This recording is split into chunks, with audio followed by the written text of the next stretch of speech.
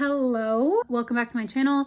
Today I want to talk about just some of the things that are helping me get to 1,500 hours. Y'all, I'm like a little bit less than 150 hours away from finishing the Dreaming Spanish roadmap. And yeah, I've never done one of these types of videos before. I think in my updates sometimes I'll talk about media that I used. And I think sometimes in my vlogs I'll just casually mention it, but I actually want to do a video dedicated to it because I've been having a really good time lately, and there are some very specific things that are helping me move forward. So yeah, let's go ahead and talk about that a little bit. One thing I should mention is that most of my recs are going to be from Chile and Argentina. Now that I'm finally so close to the end of the roadmap and that I've been talking so much, I have kind of found that that is just where I gravitate. I love Chilean accent. I love the Argentine accent. I'm aware that they are not the same. I'm aware that they don't even sound a little bit similar, but that's just what makes me happy. So that's where I'm at. If you're into Chilean or Argentinian Spanish, this will be a really good video for you because I have a lot of recs. Okay, so to start off, I want to talk about YouTube and series because that is really what is taking me home right now. I have a few YouTubers that I'm just going back to, and I'm essentially just binging their content because they have a lot of it, like years worth. And I am also, there's some series I've been watching as well. To start off, I have to shout out Soy Luna. Okay, so in one of my vlogs recently, I was talking about how it is my plan to finish 4 series that I had started in Spanish recently. And Soy Luna was one of them. I actually tried to start this challenge off. Well, I wasn't going to finish them. I was going to do 1 season of each. That was my goal, at least 1 season of each. And I started off with Violetta, and I couldn't continue because it's just too messy. And I'm like, everybody loves Violetta. Violetta, I should say. But it's like, everybody loves it. And I'm just like, and I get it that like I'm outside of the age group it was made for. But like, at least Soy Luna is somewhat enjoyable. So I want to shout out Soy Luna. Soy Luna is a lot of fun. I started watching it and then I took a really long break from it because I was not happy with the love triangle. And I found out, I spoil myself a lot. I'm definitely a person where I like to be spoiled. Sometimes I don't, but for the most part I do, especially whenever I'm starting to get annoyed. Sometimes being spoiled is the only way I'll continue. So I just spoil myself on Soy Luna. And I was mad whenever I found out how it was gonna end. So I was like, oh, I don't want to watch this.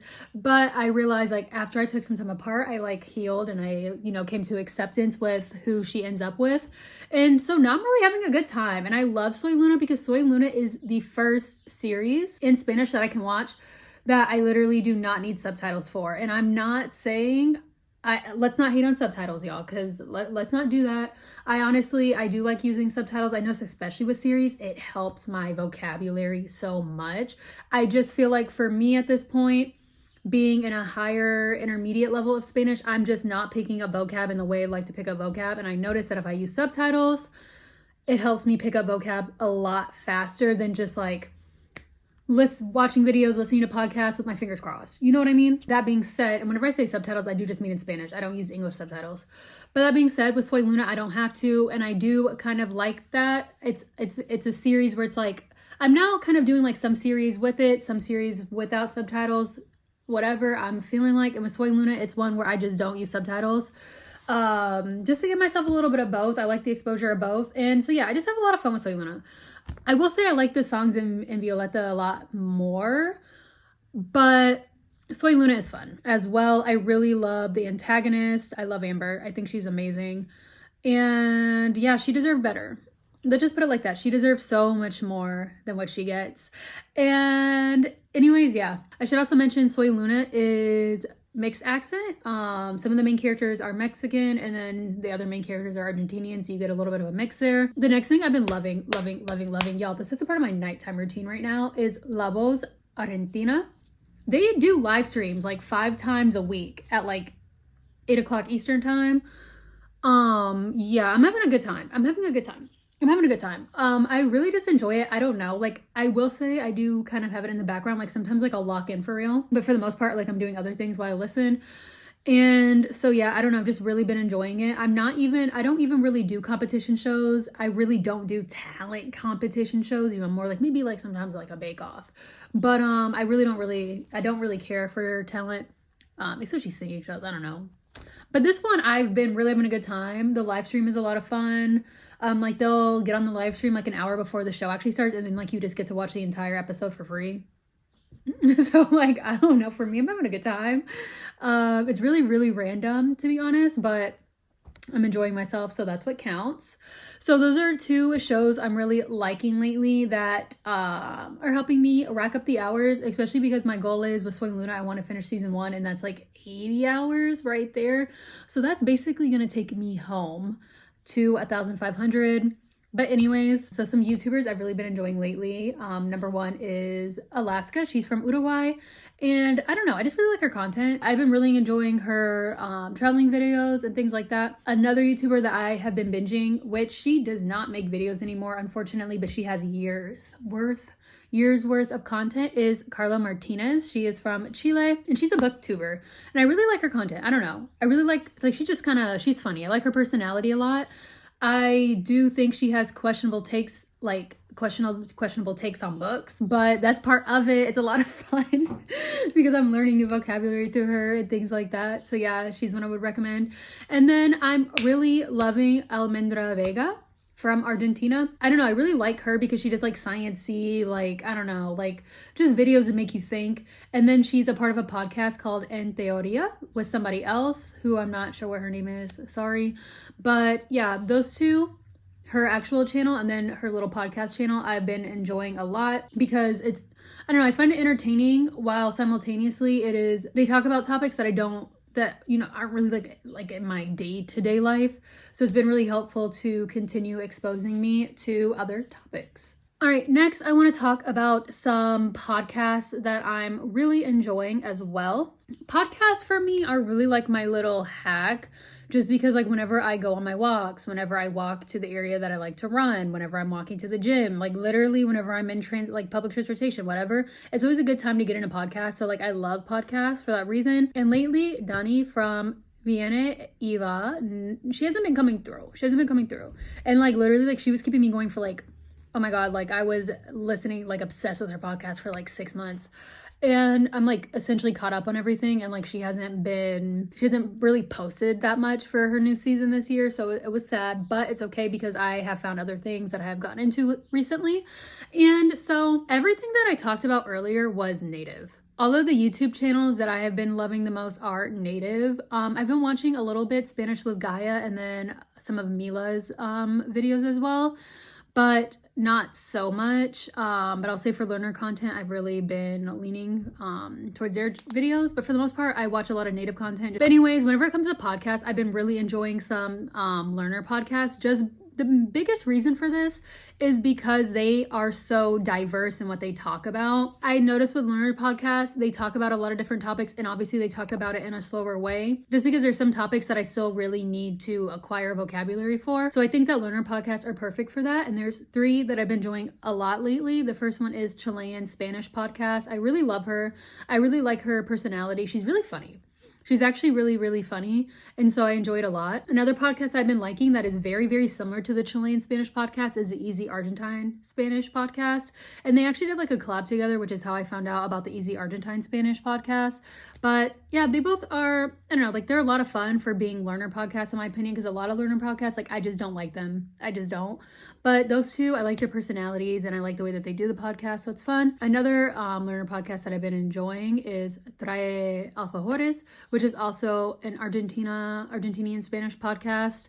That one is just chill. It's really chill, so I enjoy it as well. He talks about a lot of different topics. And then last but not least, the Dreaming Spanish podcast. I always love it. I tune in to every episode every week. So maybe I'm slacking on logging into the website and like watching what videos they're uploading every day, but I'm definitely enjoying the podcast no matter what. It's just easy. My phone knows I like it, so it downloads it. So it's like already downloaded whenever I'm outside. And so yeah, makes it really easy for me. Yeah, I will say that I know that this is probably my last year subscribing to the Dreaming Spanish website. I don't know, like it kind of feels weird because it will have been like 2 years of me having the website. But now that I'm so close to 1,500, and now that it's just like I'm not really excited to watch videos on there anymore, and I'm really just moving into native content or just content that like, I don't know, like so much is unlocked now that it's like I don't feel like I need to just watch Dreaming Spanish stuff.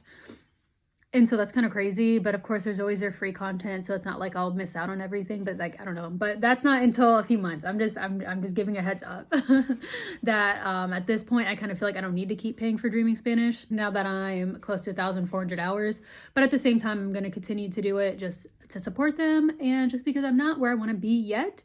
But yeah, that's kind of crazy to say. Okay, something else that's been helping me so much as I'm closing in on 1,500 hours is taking classes. I am fully in taking classes mode, y'all. Like, I look forward to my classes so much. And I remember like 6 months ago, like I dreaded them. Or not even 6 months ago, more like 4 months ago, 3 months ago. Wasn't that long ago that I was like, I'm gonna sign up and I'm gonna do it, but I don't want to. And now it's like, oh my God, I can't wait.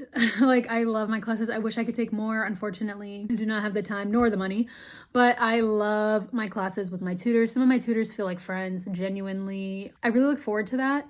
And obviously I do count it towards my time. So there's that. Not only am I getting in the speaking practice, but I'm getting in the input. And I don't know, I look forward to it so much, and it's definitely helping me propel my way forward to finishing the Dreaming Spanish roadmap. Actually, my tutor that I see every week, who's more like a friend for me, she lives on the border of Chile and well, she's in Argentina, but she lives on the border of Chile, so like very close to Chile. She has a Chilean family, so like I love talking to her because she's like the perfect mix for me. So yeah, that's been a lot of fun. I do grammar with just one tutor, and the rest of my tutors, I just want to do conversational practice with them. But yeah, I love my tutor time, y'all. I love my tutoring time. I love it. Oh, I should mention, all of them are from italki, except one of them I do like private tutoring with, online as well, but like she's not on italki. But anyways, yeah, I remember like 45 minutes for me felt dreadful, and now I'm like, I need my hour. I need my hour of Spanish, and it makes me sad I can't do it more often than I do. Like I do like I'm averaging like 2 to 3 classes a week right now. And last but not least, something that I've really been enjoying is I've been reading a lot. Like this year, every month I had the goal I'm going to read 1 book in Spanish, and I have been doing that pretty successfully. But something I'm enjoying a lot is graphic novels. I have access to Hoopla through my public library in the United States. It's not really mine. My mom's letting me use hers.